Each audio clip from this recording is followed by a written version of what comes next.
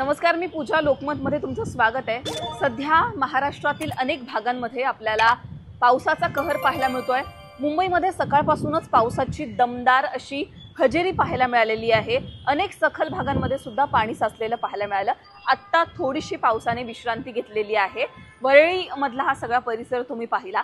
पण पावसाने आता जर आपण बघितलं तर हवामान विभागाने एक आता मॅप जारी केलेला आहे आणि रेड अलर्ट काही भागांना दिलेला आहे. रेड अलर्ट असलेले हे जिल्हे नेमके कोणते आहेत, पुढचे 4 ते 5 दिवस काय परिस्थिती असेल आणि परतीचा पाऊस सुरू झालेला आहे का, असा प्रश्न उपस्थित होतो की हा जो काही पाऊस बरसतोय तो परतीचा पाऊस आहे का. परतीच्या पावसाने राजस्थानमधील काही भागांमधून काढता पाय घेतलेला आहे. महाराष्ट्रामधून पावसाचा परतीचा प्रवास कधी सुरू होईल हे सगळं या व्हिडिओच्या माध्यमातून जाणून घेणार आहोत.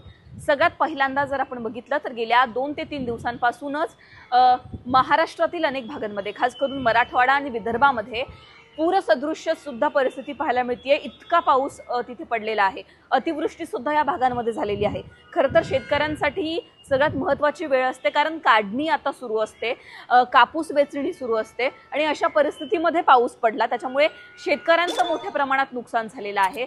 पण आता हवामान विभागाने पुढच्या 4 ते 5 दिवसांसाठी काय अलर्ट दिलेले आहेत ते अलर्ट जाणून घेणं महत्त्वाचं आहे आणि त्यानंतर आपण पावसाचा परतीचा प्रवास कशा प्रकारे असणार आहे ते जाणून घेणार आहोत. सगळ्यात पहिल्यांदा आपण जर बघितलं तर 15 तारखेला रेड अलर्ट दिलाय रायगड आणि पुण्याला. या भागांमध्ये अतिवृष्टी होऊ शकते. या भागांमध्ये धोक्याचा पाऊस बरसणार आहे. विजांसह सोसाट्याच्या वाऱ्यासह पाऊस बरसणार आहे, म्हणजेच रेड अलर्ट आहे. ऑरेंज अलर्ट कुठे आहे तर पालघर, ठाणे, रत्नागिरी, साताऱ्याचा घाट परिसर, अहिल्यानगर, संभाजीनगर आणि बीडमध्ये जर आपण बघितलं तर ऑरेंज अलर्ट आहे. म्हणजेच काय तर धोक्याचा पाऊस नसेल पण दमदार पाऊस या भागांमध्ये सुद्धा बरसणार आहे. विदर्भातील जर आपण बघितलं तर काही जिल्हे, त्याचबरोबर उत्तर महाराष्ट्राचा वरचा भाग आणि खाली जर आपण बघितलं तर पश्चिम महाराष्ट्रातला खालच्या पट्ट्याला सुद्धा जर आपण बघितलं तर येलो अलर्ट इथे देण्यात आलेला आपल्याला दिसतोय.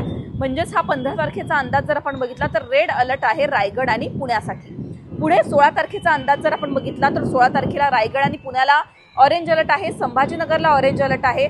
त्याचबरोबर विदर्भातील काही जिल्हे, मराठवाड्यातील काही भाग आणि उत्तर महाराष्ट्राला सुद्धा आपल्याला येलो अलर्ट इकडे दिसतोय.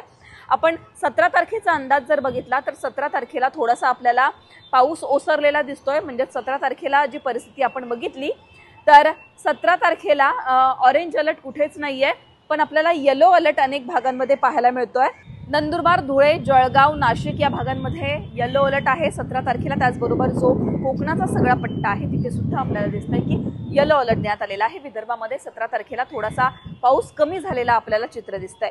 18 तारखेचा अंदाज जर बघितला तर 18 तारखेला उत्तर महाराष्ट्रामध्ये पाऊस असेल, बाकी कोकणामध्ये थोडासा पाऊस असेल आणि त्यानंतर जर आपण बघितलं तर 18 तारखेला पाऊस नसणार आहे असं चित्र आहे बाकीच्या सगळ्या जिल्ह्यांमध्ये. 19 तारखेला सुद्धा जर आपण बघितलं तर वरती थोड्या काही प्रमाणांमध्ये आपल्याला पाऊस दिसतोय उत्तर महाराष्ट्राच्या जिल्ह्यांमध्ये, पण कोकणामध्ये फक्त रायगडला येलो अलर्ट आहे. बाकी सगळ्या भागांमध्ये 19 तारखेला जर आपण बघितलं तर तिथे तरी आपल्याला पाऊस दिसत नाहीये. तर पुढच्या 4 ते 5 दिवसांचा हा अंदाज होता आणि आपण जर बघितलं तर धोका फक्त आपल्याला दिसतोय की आजच्या दिवशी रेड अलर्ट आहे पुणे आणि रायगडला आणि उद्या सुद्धा काही भागांमध्ये ऑरेंज अलर्ट आहे. यानंतर पाऊस ओसरू शकतो. आता हा परतीचा पाऊस आहे का तर जर तुम्ही बघितलं तर पावसाने राजस्थानमधील, जर तुम्हाला दिसेल एक इमेज तुम्हाला स्क्रीनवर दिसेल, वरच्या भागांमधून विड्रॉल ऑफ मान्सून, नैऋत्य मोसमी वाऱ्यांनी पश्चिम राजस्थानमधून काढता पाय घेतलेला आहे. आता जेव्हा मॉन्सून राजस्थानमधून काढता पाय घेतो तेव्हा त्याच्या 4 ते 5 दिवसांनंतर हा पाऊस महाराष्ट्रातून माघार घेतो. म्हणजेच काय, जर आपण बघितलं तर पुढच्या ऑक्टोबरमध्ये पावसाची माघार महाराष्ट्रातून होणार आहे अशी एकूणच परिस्थिती आपल्याला दिसते.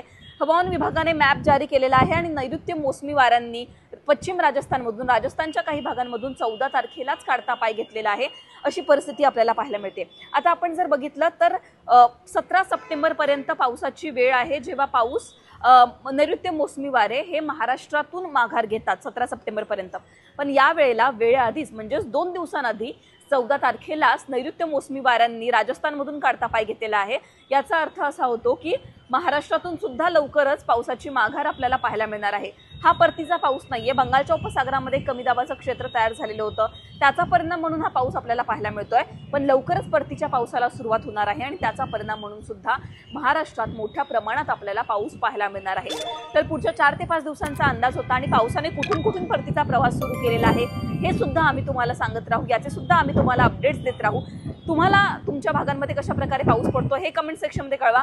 आणखीन तुम्हाला काही प्रश्न असतील ते सुद्धा कमेंटमध्ये सांगायला विसरू नका। मुंबईमध्ये सध्या अशा प्रकारची परिस्थिती आहे, अशा प्रकारे वारे आपल्याला पाहायला मिळतात। तुमच्या भागामध्ये काय परिस्थिती आहे ते सुद्धा कमेंटमध्ये सांगा। हा व्हिडिओ पाहिल्याबद्दल धन्यवाद।